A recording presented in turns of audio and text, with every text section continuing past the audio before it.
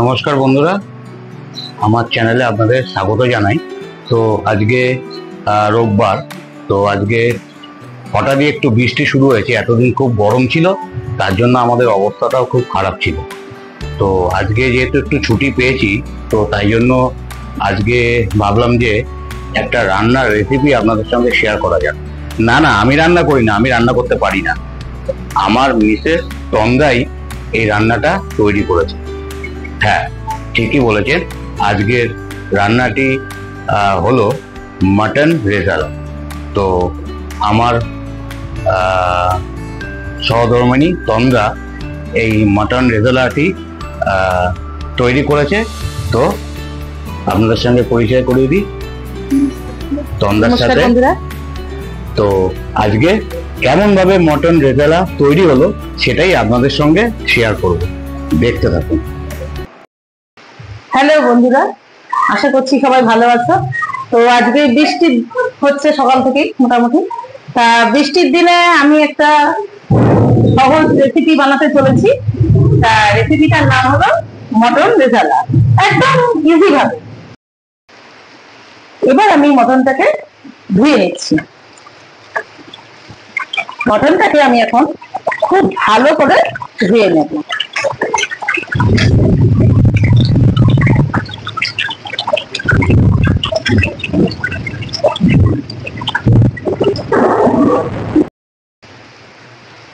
মটনটা খুব ভালো করে আমার ধোয়া হয়ে গেছে।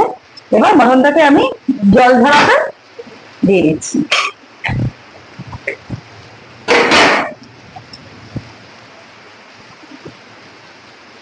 বন্ধুরা, মটন আমার জল ঝরানো হয়ে গেছে। আর এখানে দেখুন আলুটা আমার সিদ্ধ হয়ে গেছে। তো আমি এখন মটনটাকে ম্যারিনেশন করছি। প্রথমে আমি হলুদ দিচ্ছি 1 টেবিল চামচ,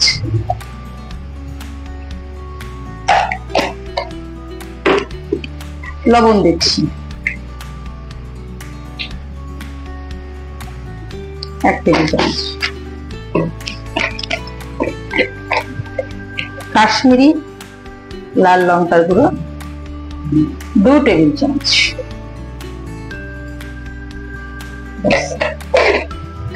আপনারা চাইলে আর একটু বেশি হতে পারেন, ঝাল যে যেমন খাবে সে তেমন বুঝে। তো এবার আমি দিচ্ছি রসুন বাটা,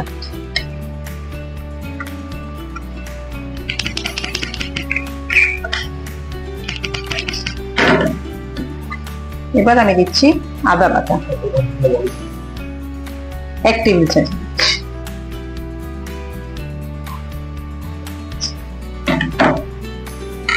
আর পেঁয়াজটা আমি বেরেস্তা করে নিচ্ছি, আর টক দইও দেবো, এটাও ফাটিয়ে নিচ্ছি।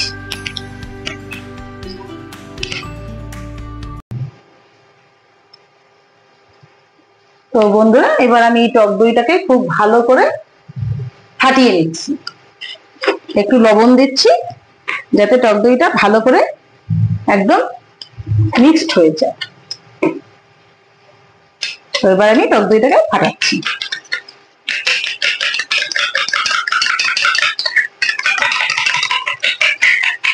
খুব ভালো করে মিনিট 2 ধরে এটাকে ফাটিয়ে নিতে হবে। ফাটানো হয়ে গেছে। এবার আমি টক দইটাকে মটনের পরে ছড়িয়ে দিচ্ছি।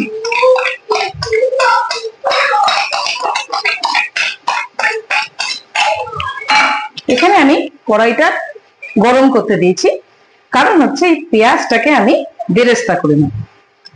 তো এবার আমি পেঁয়াজটাকে বেরেস্তা করছি, তার জন্য আমাকে সরষের তেল দিতে হবে।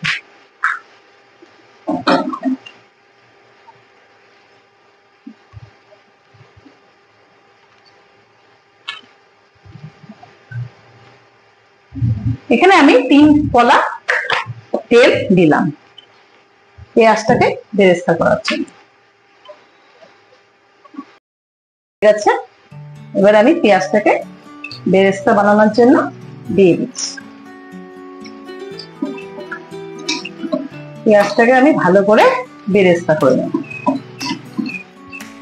এখানে আমি 3টে বড় সাইজের পেঁয়াজ বেরেস্তা করছি।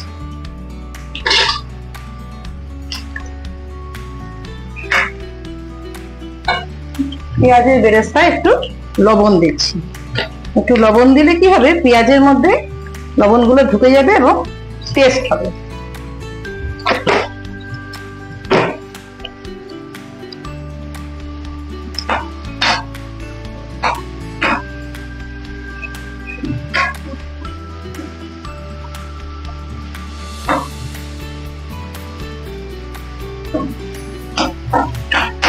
একটু কড়া আছে করছি।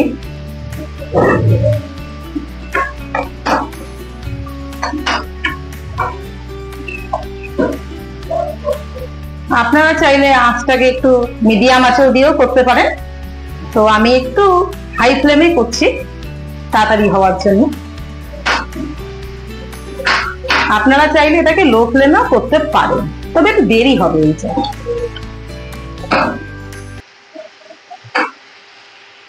আচ্ছা, 3টে পেঁয়াজ তো আমি বললাম আগেই বেরেস্তা করতে দিয়েছি, আর এখানে একটা পেঁয়াজ আমি একটু বেটে নিয়েছি যাতে মটনের গ্রেভিটা একটু টেস্টি হয়। তো এখানে আমি 2 টেবিল চামচ পেঁয়াজ বাটা দিয়ে দিচ্ছি। ব্যাস, এদিকে আমার বেরেস্তাটা প্রায় হয়ে আসলো। একটু লালচে হলেই নামিয়ে নেব। তো আমার পেঁয়াজ বেরেস্তাটা হয়ে গেছে। এবার এটাই আমি কড়াই থেকে নামিয়ে নিয়ে এবার মাটনে আমি ম্যারিনেশনের জন্য দিয়ে দিচ্ছি।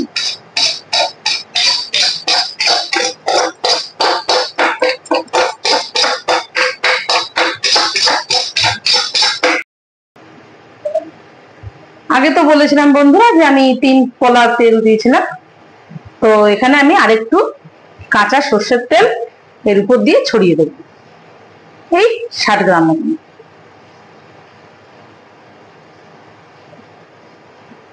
আপনারা যদি কেউ তেল বেশি খান তো বেশি দিতে পারেন, আমি খুব বেশি দেব না।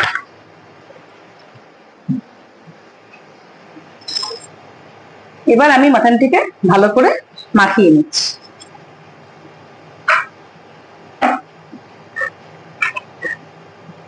খুব ভালো করে এটাকে মাখিয়ে এটাকে আধা ঘন্টা রেস্টে রেখে দিতে হবে।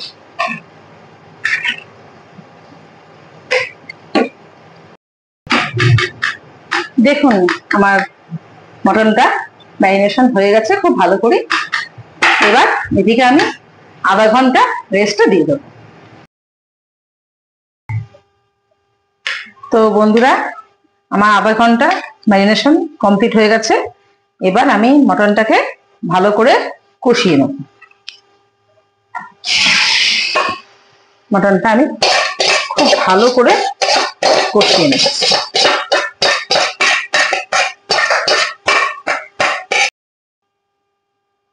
যতক্ষণ না পর্যন্ত মটন থেকে তেলটা না ছাড়বে ততক্ষণ অবধি আমি এটাকে খুব ভালো করে কষিয়ে নেব। হয়ে গেছে। এবার আমি মটনের মধ্যে সেদ্ধ করা আলু দিচ্ছি। আপনারা চাইলে নাও দিতে পারেন, যেহেতু আমি স্টিম রাইসের সঙ্গে এটা পরিবেশন করব সেহেতু আলু দিচ্ছি। আপনারা চাইলে নাও দিতে পারেন। তো আলু দিয়ে আমি এটাকে আরেকটু নাড়িয়ে নিচ্ছি।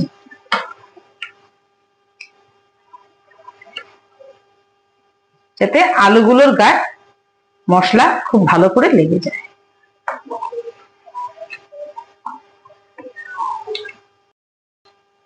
তো দেখুন আলুগুলো মশলার সাথে মাটনের সঙ্গে খুব সুন্দরভাবে মিশে গেছে। এবার এটা আমি বয়েলের জন্য কুকারে দিচ্ছি।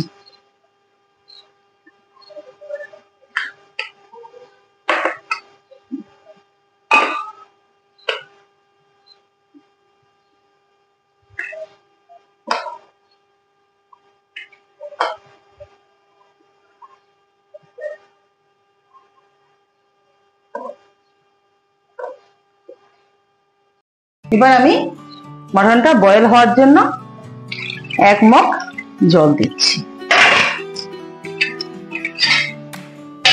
জলটা খুব ভালো করে, আপনারা চাইলে গরম করেও নিতে পারেন, আবার নাও নিতে পারেন, ঠান্ডা জলও দিতে পারেন, এটা কোনো ব্যাপার না। এবার এই জলটি আমি মটনের মধ্যে ঢেলে দিচ্ছি।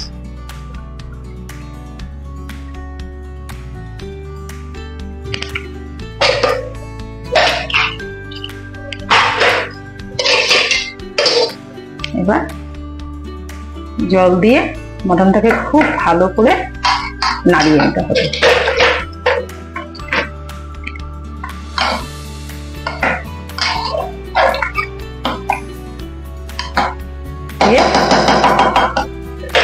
এবার কুকারের ঢাকনাটা আমি আটকে দিচ্ছি।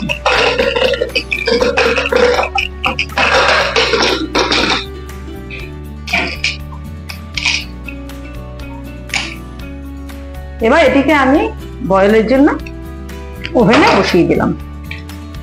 এবার 7 থেকে 8টা হুইসেল দিয়ে আমি নামিয়ে নেব। তো বন্ধুরা, আমার মাটন রেজালা রান্নাটা কমপ্লিট হয়ে গেল, বয়েলও হয়ে গেছে কুকারে। এবার আমি এটাকে ঢেলে নিচ্ছি। তার আগে আলুগুলো সাজিয়ে নিচ্ছি। এবার আমি এটাকে আস্তে আস্তে ঢেলে নিচ্ছি।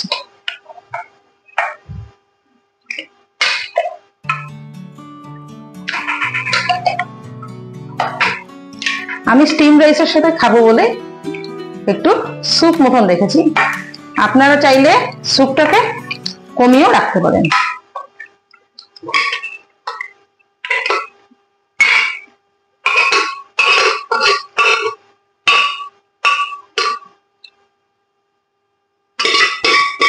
তো বন্ধুরা, এটা আপনারা চাইলে পোলাও, ফ্রাইড রাইসের সঙ্গেও খেতে পারেন, তবে তখন অবশ্য স্যুপটা একটু কম রাখতে হবে। আমি স্টিম রাইসের সাথে খাবো বলে এটা একটু স্যুপটাকে বাড়িয়েছি। এছাড়াও এটা পরোটা দিয়ে, লুচি দিয়েও খাওয়া যায়, গরম গরম রুটির সাথেও পরিবেশন করা যায়। ঠিক আছে, আপনারা কিন্তু অবশ্যই ট্রাই করে দেখবেন।